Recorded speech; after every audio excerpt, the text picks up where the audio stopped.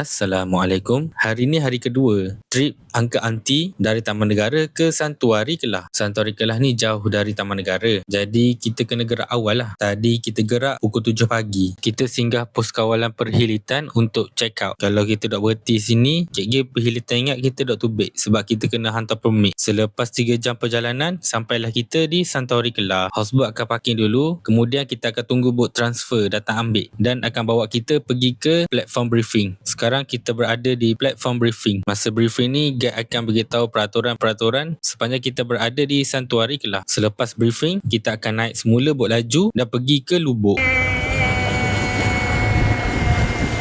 Ini jeti hentian 1. Dari sini kita kena berjalan kaki. Perjalanan lebih kurang 1.8 km sahala. Trek dia dah bersimen dah. Kita berjalan dalam hutan macam ni. Masa tengah jalan kaki tu, terserempak pula dengan ular. Lidah dia warna biru. Lepas tengok-tengok, kami pun berlalu pergi. Ni kan kawasan dia. Naik pula Menara 1. Kita akan melalui jambatan gantung ini untuk melintasi Sungai Petang. Kita akan lalu pula Menara kedua. Lepas turun menara, kita singgah beli makanan ikan dulu. Ikan kat sini selek tau. Kalau dia tahu kita tak ada makanan ikan, dia tak datang dah lepas tu kat kita. Lepas tu kita sambung berjalan lagi. Nampak tangga ni, maksudnya kita dah sampai dah di Lubuk Ikan. Bila semua ahli grup dah sampai, barulah abang APM kita benarkan turun ke lubuk. Yang penting kena pakai life jacket dulu. Turun ke lubuk dengan hati-hati. Bila dah turun sini, pertama sekali perlahan-lahan duduk, letak kaki dalam air, ambil feel dulu, dah confident baru kita turun dalam air. Kalau kita turun mengejut macam tu, nanti ikan lari. Ikan yang banyak-banyak ni sebenarnya bukan ikan kelah tapi ikan kejar. Nama lubuk pun Santuari Kelah, Lubuk Kejar. Ikan kelah ada tapi dia liar sikit. Masa bagi makan dia mari, tapi bila kita nak pegang dia lari. Nak cari mana ikan jinak macam ni? Ikan-ikan kat sini bebas keluar masuk sungai. Dah bertahun-tahun dah. Ikan ni dia ajar makan kat lubuk sini.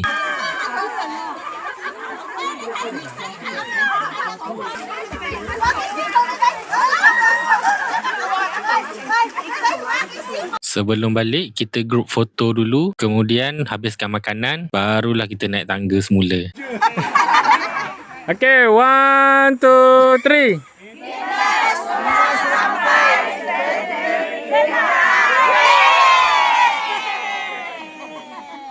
Kalau rasa nak mari kenyek atau ada nak tanya lebih lanjut, aku tinggalkan nombor phone di ruangan komen.